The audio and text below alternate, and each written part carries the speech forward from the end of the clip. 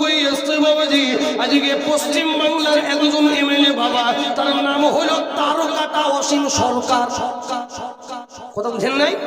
আগো কি নাম? ও তারকাটা না হইলে কি এমন কথা বলে বা? হ্যাঁ, ও লাল নীল কালো তিনটে তারিকা কাটা আছে, একটা তারও ঠিক নাই। ঠিক একটা কথা মাথায় রাখবে, ইসলাম ধর্ম এবং বুঝি কোন জাতিকে ছোট করতে শিখাই নাই, কোন সম্প্রীতি বজায় রেখে চলার কথাই ইসলাম শিখায়। আপনাদের একটা কথা বলি তো, কোরআনে বাবুজি একটা আয়াত আছে, অসীম সরকার গাধার গাধা, ও বেহায়ার বেহায়া, ও বলকে মুসলমানদের কোরআন শিখাইছে, যেখানে দেখতে পাবে তাকে মারো, ধরে মারো। ও সে বলছে আমি কোরআন পড়ে বুঝে গিয়েছি। আপনারা বলুন, আমরা 14 বছর বাবুজি আলুর ঘ্যাট খেয়ে, ওই গম পোকাওয়ালা চালের ভাত খেয়ে, ও বাবুজি কষ্ট করে পড়ে পড়ে পড়ে পড়ে আল্লাহর কোরআন বাবুজি তেমন বুঝতে পারলাম না। ও আপনার 14 ঘন্টা আমি বুঝে গিয়েছে, তার ওর মতো গাধাকে বাসা। হ্যাঁ, আপনাদের বলি ও আয়াত বাবুজি ও কি কারণে নাজিল হয়েছিল ছোট্ট করে বলবো। আপনারা দেখুন, বাস্তবই আছে, এটা বাস্তবই আছে যে তোমরা কাফের মুশরিকদেরকে হত্যা করো যেখানেই পাবে। আচ্ছা, আমি তো স্বীকার করছি আছে, কিন্তু কারণটা কি? ও কারণ তো আমাদের বলতে হবে। ও অসীম সরকার কথাটা কিভাবে বুঝেছে জানেন? এখানে পেশাব করিবেন না, করিলে 500 টাকা জরিমানা, এরকম লেখা আছে কি না? থাকে কি থাকে না? এরকম থাকে। আর ও গাধার গাধা বুঝেছে যে আপনার এখানে পেশাব করিবেন না, করিলে 500 টাকা জরিমানা। ও বাবাজি এমন বুঝানো বুঝেছে কেন? কারণ আয়াতের শানে নুজুলটা শুনুন। ও কাফেরদের সঙ্গে নবীর একটা আহাদ হয়েছিল, চুক্তি হয়েছিল। সেই চুক্তি কি ছিল? যে তোমার এলাকার মানুষ যদি আমার এলাকায় ঢোকে তো তোমরা ছেড়ে দিবে, আর আমাদের এলাকায় তোমাদের লোক আসলে আমরা ছেড়ে দেবো। এমন চুক্তি হয়েছিল। নবীর এলাকার ভিতরে তখন কাফেররা ঢুকে যায়, নবীজি ছেড়ে দিল। যেই কাফেরদের এলাকায় নবীর আপনার সাহাবারা গেল হজের জন্য, কাবা শরীফে গিয়েছে, তারা নবীজি ধরে আটকে দিয়েছে, কাউকে মেরেও ফেলেছে। তখন আল্লাহ বলছে, নবী আপনাকে এতবার সতর্ক দিয়েছিলাম, আপনি মানবেন না, না না, অতএব আপনি আর শুনবেন না। ওরা যেমন লোক আটকে রেখেছে, আপনিও লোক ধরে আটকিয়ে রাখবেন, তারপর ওরা ছাড়িলে আপনি ছাড়িলেন। কথা কি বুঝাতে পারি না? কথা ক্লিয়ার? কথা কি ভেজাল আছে কি? কাজে আপনারা বলুন, এত সুন্দর কথা ও বাবুজি গাধার গাধা কি বুঝেছে? বলে যে গ্রন্থে এমন কথা আছে, ও কি বলেছে জানেন? যে বদরের যুদ্ধে, সেই যুদ্ধে নাকি কোরআন উঠে গিয়েছিল, 27টা শয়তান মিলিয়ে কোরআন আবার লিখেছে। তোর মতো শয়তান এই বাংলার জমিনের একটাও নাই। কাজেই কাটাবাগানের মুসলমান এই কোরআন আজকে যদি পুড়িয়েও ফেলে, আজকে যে কাটাবাগান, এই যে মাদ্রাসা দেখতে পাচ্ছেন, এখানে যে হাফেজরা হলো 1 ঘন্টা নয় 4 ঘন্টার মধ্যে এইরকম লাখ লাখ কোরআন লিখা হয়ে যাবে। কথা ঠিক না বেশি? ধরে বলুন, এখানে হাফেজ হয় না? কিন্তু হাফেজ হয় কি হয় না? একটা হাফেজকে এখানে বসিয়ে দেন, এখানে হাফেজকে বসিয়ে দিবেন, তাকে বলবেন যে বেটা তুই খালি কোরআন পড়, দেখবেন 4 ঘন্টা থেকে 6 ঘন্টার ভিতরে একটা কোরআন একবারে শুনিয়ে দেবে। যোগ্য যোগ্য আলেম ওলামা রয়েছে, ওরা যত পুরাবে ওভাবে যে কোরআন যদি মিটিয়েও যায়, ইনশাআল্লাহ আল্লাহর মাসিয়াতে বলছি, আজকে যে মাদ্রাসায় 50,000 দিচ্ছেন, আজ 20,000 দিচ্ছেন, এখানে হাফেজ মাওলানা হয়ে যাচ্ছে। এরা বাবুজি 4 ঘন্টায় কোরআন লিখিয়ে দেবে। সুবহানাল্লাহ।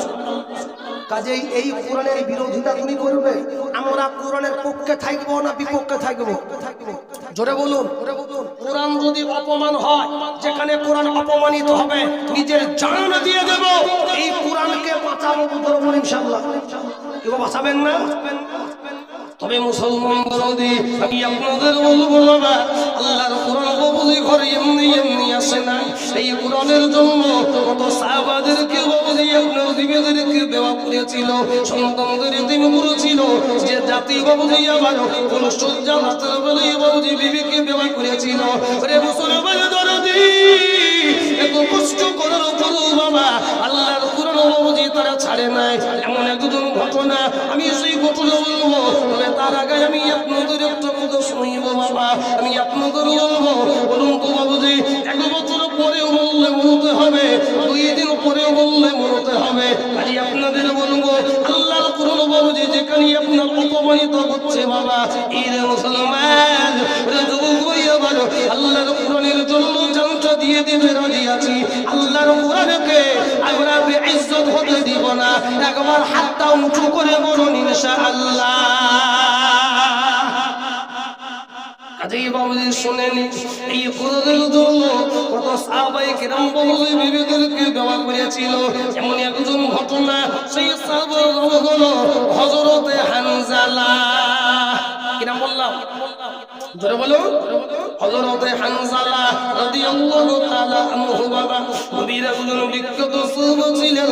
হযরতে হানজালা কেমন সাহাবা ছিলেন বাবুজি শুনে নিতে হবে। যেদিন বিবাহ করেছিলেন সজ্জা রাতের বেলায় বাবুজি 15-18 বছর পরে বিয়ে করে বিবি ঘরে এনেছে। এই রে মুসলমান, নবীর প্রতি মুহাব্বতটা কেমন ছিল, নবীকে বাবুজি কেমন ভালোবেসেছিল বাবা। হযরতে হানজালা বাবুজি বিবির সঙ্গে আলোচনা করেছে বাবুজি কয়েক ঘন্টা হলো, এখনো বাবুজি একদিনও পার হইল না। বাবুজি কয়েক ঘন্টার ভিতরে বিবির সঙ্গে বাবুজি যখন অতি করে ফেলল রে বাবা, গোসল ফরজ হয়ে গেল। এমন সময় বাবুজি নবীর আওয়াজ কানে বাবুজি পৌঁছে গেল। হযরতে হানজালা বিনা গোসলে বাবুজি আবার যুদ্ধের ময়দানে নবীর বাবুজি ডাক শুনে হাজির হইতে যাবে। পিছন থেকে হযরতে হানজালার বিবি আপনার ডাকলেন, দয়ার স্বামী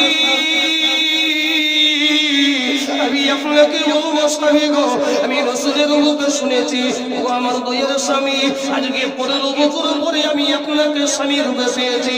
এই গো স্বামী, এখনো একটা রাত পার হলো না, আমি আপনার কথা ভালোবাসা চাইব না, আমি মুহাব্বতের দাবি করব না। তবে আমি নবীর মুখে শুনেছিলাম যারা যুদ্ধের ময়দানে শহীদ হয়ে যায় তাদেরকে নাকি বিনা গোসলে দাফন করানো হয়। ও আমার স্বামী, আপনাকে অনুরোধ করে বলবো স্বামী গো, আপনি বিনা গোসলে যুদ্ধের ময়দানে যাইবেন না। প্রাণের বেবি, আমার বিবি তুমি শুনে নাও, আমি নবীর জন্য কবি জানটা দিয়ে দেবো। আই রে বিবি রে, আমি তোরে একটি কথা বলবো বিবি, আমি গোসল যদি বাড়িতে যাই 10টা মিনিট সময় লাগবে, আমার নবীর কষ্ট হতে পারে। ওই জন্য আমি হানজালা আমার জানটা যদি চলে যাই আমি গোসলকারী করব না। আমার তরবারিটা দাও, তরবারি নিয়ে বাবুজি হযরতে হানজালা বেরিয়ে চলে গেল। ডান হাতে তরবারি, বাম হাতে বাবুজি ইসলামের ঝান্ডা, এই নিয়ে বাবুজি যুদ্ধের ময়দানে দৌড়ে দৌড়ে দৌড়ে দৌড়ে নবীর সঙ্গে বাবুজি হাজির হয়ে গেল। ইয়া রাসূলুল্লাহ লাব্বাইক সাদাইক ইয়া রাসূলুল্লাহ, আল্লাহ রাসূল আমি আপনার সামনে হাজির হয়ে গেলাম। হযরতে হানজালা বাবুজি যুদ্ধের ময়দানে হাজির হয়ে গেল।